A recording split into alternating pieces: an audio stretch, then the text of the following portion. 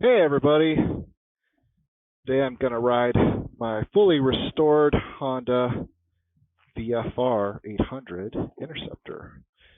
Year 2000, it's a great bike, and talk about that Honda indestructibility.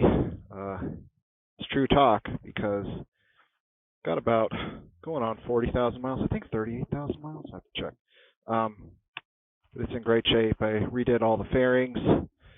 There's only really one option. Looks like just one factory out of China that makes fairings for these things. So I had to take what I could get. It used to be yellow, and I went with the black. The fit was a little imperfect, but I made do.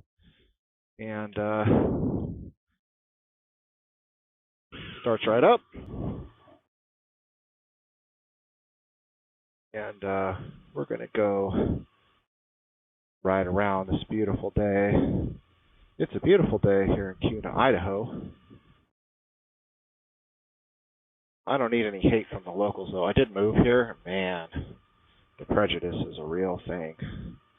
People are moving here because Texas made things so bad in California, but people are not exactly welcoming. They can stick it in their eye because you got to live your best life somehow, which is the topic of today's video. Live your best life and stop caring what people think, right?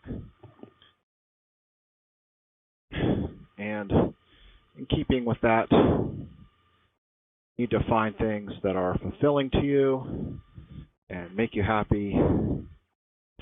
And recycling has become one of those things for me. So let's talk about that. Got to get my riding legs back after having this thing up for the winter. I have another bike, which is the 100, and that's the one I go out with my girlfriend. This one isn't very comfortable with a passenger, and I always end up looking at it because it just kind of sits there most of the year. And I have that temptation. You know, it takes up all this, the VFR takes up all this space in my garage, and I should just sell it. Get that itch every year because they're up for the winter. And all it takes, one day like this, to cure me of that. Sell it? What was I thinking, sell it? I can't sell it. I can't sell my VFR. Because a cruiser, like the Vulcan or a Harley, and a sport bike or sport tourer like this, they're completely different animals.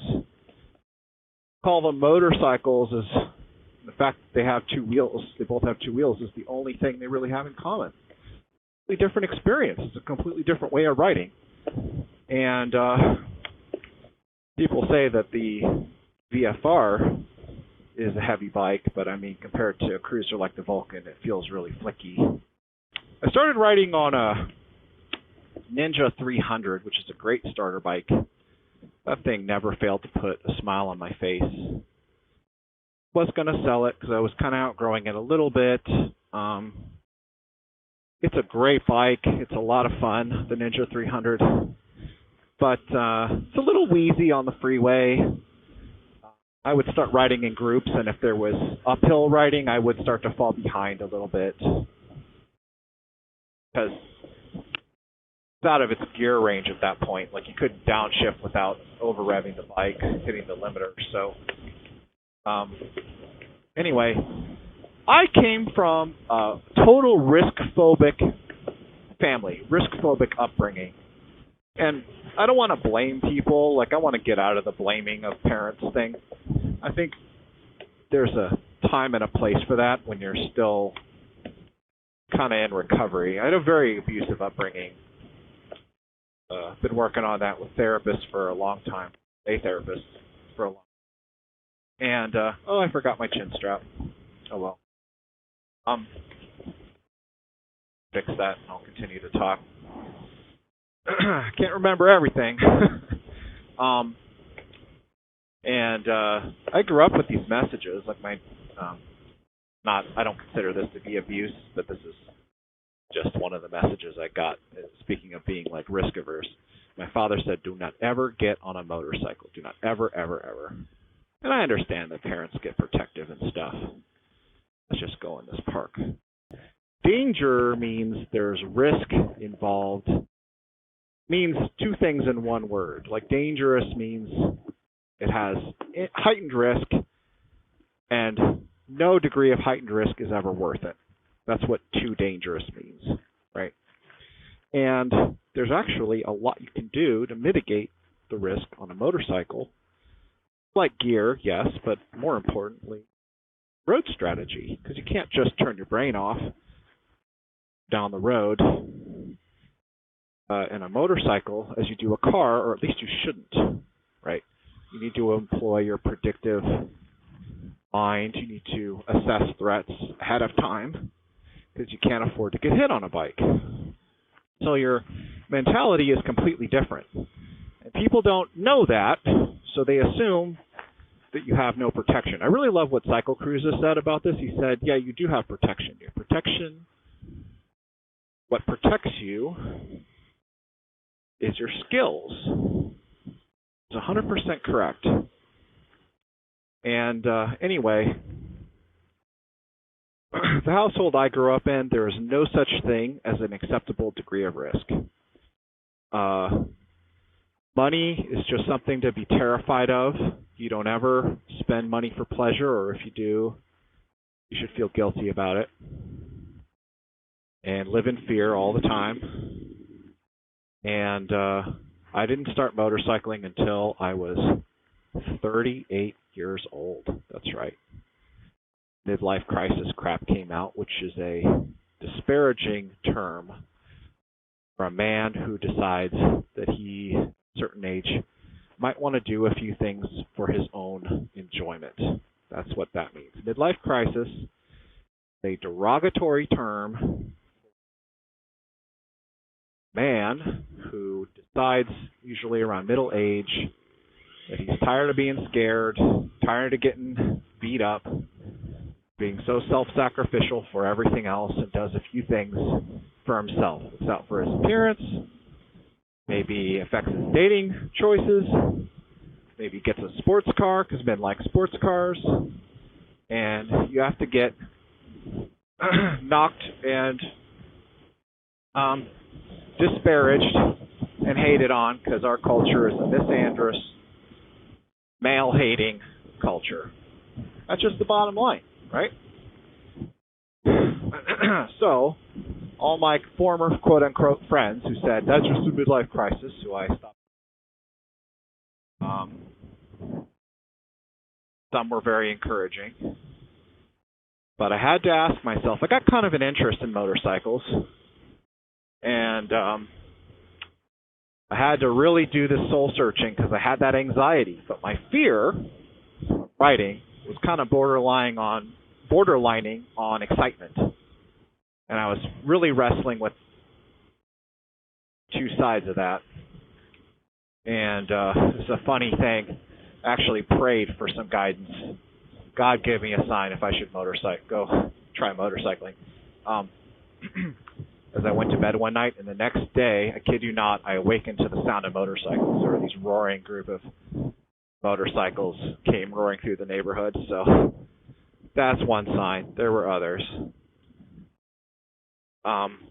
So I dipped my toe in the water I was in Arizona. I was living in Arizona at the time. And, hey, how you doing? I dipped my toe in the water with not even the MSF class. I took an intro to motorcycling. They have their bikes there. And it's like a baby class just to get you up on a bike and try going like very slowly. And I liked it. And what was cool about, I think it was Team Arizona, was if you decide to go through with the full MSF, they'll comp you the cost of MSF. So you basically got that intro class for free if you decided to go all the way. So I got my endorsement and enjoyed that. And I decided it was something I wanted to do. So I didn't own a motorcycle yet. So here, this is something, I think this is important, right? Because I was doing the TradCon advice at the time, which was Dave Ramsey, and I was trying to get out of debt. And, you have advice, but then sometimes you need to make your own advice and assess your own life and ignore even what, as well-intentioned as they may be, the conservative answer. Because Dave Ramsey is great, but it's one-size-all advice, right, for everyone. And he's been right on a lot of things and I think wrong on a lot of things. But I was doing the debt snowball, but I was horrendously lonely during COVID, working from home. Thank God I had my job in Arizona, right? But I had to work from home. I had no relationship. I didn't live with anyone. I just had my little dog. He saved my life. Midnight, my little black Chihuahua Minton mix. Just having someone to interact with. And, look at me. I'm going through the debt snowball, and I wrestled with, get out of debt, but there was this Ninja 300 for sale at a Harley dealership. Someone traded it in for $3,000. And I thought, I'm going to die. I'm dying of loneliness and isolation here, and I need something to do. So, if it's between doing the conservative thing, which you already know, or try to do that, and living, you need to live. And so that was one exception to the Ramsey thing, and I paid that $3,000 bike off in no time. Paid it off with a no-interest loan. Thank you very much. Oh, the road is closed. Road is closed to through traffic. Okay. Detour. Hubbard will be closed. Oh, okay. Does that mean I can still go this way? I think it does. Oh, I'm going this way anyway. What beautiful scenery.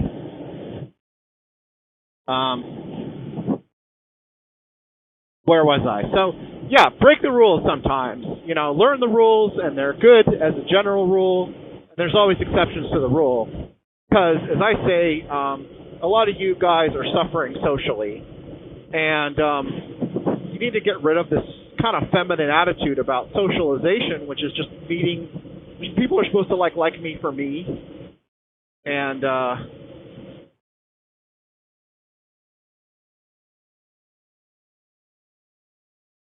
yeah, people are supposed to like you for you.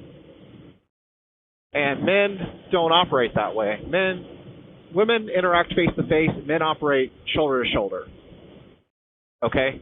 And you need that common interest. And so if that means you need a motorcycle or a car, or even if there's a payment, okay, the road is totally closed. You guys gonna critique my U-turn skills? It said the road was closed. Why do you gotta, not like, I actually am still kind of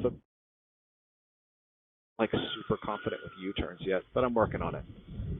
Go to class. I took the MSF class again here in Idaho to work on U-turns and things.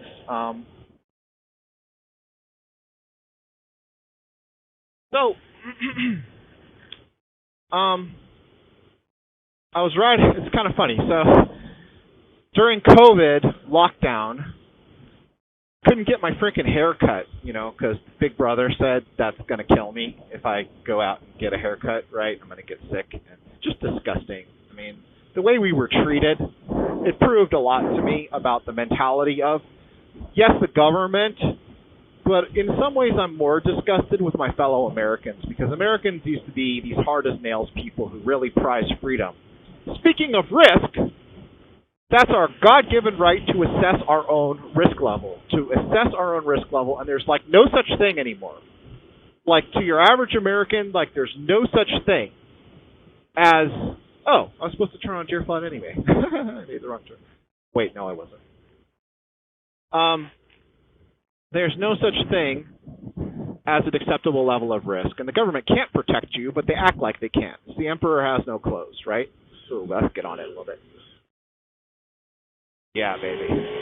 There's sport bikes that are faster than this, but I don't know why you would ever need it. I mean, I know it's a thing, like it's a bragging right thing. I got a, leader bike, a super sport or something. I get it, but when I got this, I was like, and this is 0 to 60 in about 3.4 seconds, which is fast. Not sport bike fast, I guess, but it's still pretty freaking fast. For something between your legs, it's freaking fast. And I thought, I'm good. I'm good. Yeah, so I couldn't cut my own hair because in order to get your hair cut during COVID, you've got to be a member of the Politburo. You've got to be a Nancy Pelosi and break into a building, or make some calls, right, Nance? You hag, you frickin' witch hag. So I had to take the clippers to my own hair, and it looked like hell, but at least I did my best. And I was riding around by myself in just around the Phoenix kind of desert area, like South Mountain, if you're familiar with that area. And there's this squadron of sport bikes, and they waved me on to join them. So that's really the beauty of it, right? That's what you need, is the camaraderie, the friendship, and the common interest. People are supposed to like you for you, but who the hell are you? Like, what do you stand for? How do you define yourself? Could you write like a description? Can't, so you need some hobbies, man. And so I was by myself around and made some friends, got phone numbers and all that. So we had gone riding after that. And we pulled over, and everyone got to talking, what do you do? What do you do for a living? What do you do? And this one, I cut men's hair out of my garage. So I said, oh, give me your number. So, hey, wheels down, brother. Yay, you're a nice person. And I went over there, and she had a little studio set up in her garage, which she ushered me in and shut the garage door. Like she's Anne Frank or something. She's like Anne Frank in Nazi Germany. Cutting hair, because cutting hair it's not illegal. It's an edict issued by the fiat government. And I'm not against cops, guys, but the cops they're law enforcement, right? Their job is to enforce the law. And the cops in Phoenix were running around doing the business of the mayor and the governor. Hey, go. It's like, well, do you have any stuff? Do you have any things that would serve as a common interest to make male friends? Because men interact shoulder to shoulder. You need the common interest. So should you go get the car payment or the motorcycle payment if it means you get to have a life? Well, yeah. What's the point? I guess that's my broader question. Is like, what's the point? Like you're doing all this money saving and great things, but like, do you have a life that's worth saving? Because life is meant to not just be don't die, right? And that's kind of my philosophy now, because I inherited this anxiety-based philosophy from my upbringing, and there's no payoff. None. There's no payoff. So, I couldn't live without motorcycling now. And if that's what you decide because you tried it, then you have to decide how to mitigate the risk on your own, which is being an adult. That's my takeaway. My takeaway from Jordan Peterson's 12 Rules for Life: Don't bother children while they're skateboarding. So that's a wonderful book. And that chapter, Don't Bother Children While They're Skateboarding, well, he had a couple chapters in there that were direct pro-masculine. Their theme was pro-masculine in nature. Stand up straight with your shoulders back is a injunction, to use his Peterson lingo, was an injunction to establish yourself within the dominance hierarchy and don't communicate that you're lesser than other people, which is very much a guy thing. Women posture. They kind of posture like they're tough. Hey, this guy's staying back. What a nice guy. I should stay. I'm not giving the dog runner room. I should. Injunction to establish yourself within the dominance hierarchy, or at least act like you're established within it. Don't let people push you around before they even start testing you through your body language. And that's important. Don't bother children while they're skateboarding was not like literally about skateboarding and only skateboarding. He's talking about being a boy and accepting risk and mitigating risk through the acquisition of skill. In other words, risk is inherently intertwined with freedom. The overprotective mother only cares about her own anxiety levels. She does not really care about her kids. Because deep down, she knows that the real world, she's not going to be around forever. And if God is with the family, she'll pass away before her kids. This is the natural order of things. And her kids won't be able to handle life. The boys will be ignorant about women, naive about women, get their hearts demolished. Hello! And do you care? Mothering mothers, you don't care. You only care if you feel better in the moment. And my mom was one such person. And yeah, they worry about you, but there's such a thing as letting go, and you want your kids to be competent in the world. Let's take driving. Forget motorcycling. Let's just take driving. Driving involves risk. Not as enjoyable as motorcycling, in my opinion. Once I got on a bike, I was like, all my convertibles and T-tops and stuff I used to have, that is great. But it pales in comparison to a bike. There's wind in your hair in a convertible, Targa top or what have you. But you're in the wind. You're in the environment in a motorcycle. Even with a helmet on, like what I have, I still feel like I'm a part of the environment. But I still love cars. Don't get me wrong. My mom did everything she could to sabotage me driving. Hold me back, fill me with fear, tell me how dangerous it was, kill my confidence. When it was time for me to go to college, not something I advised because I hate college. I learned nothing, got into debt, got a bunch of worthless information. But I went. So I went to college.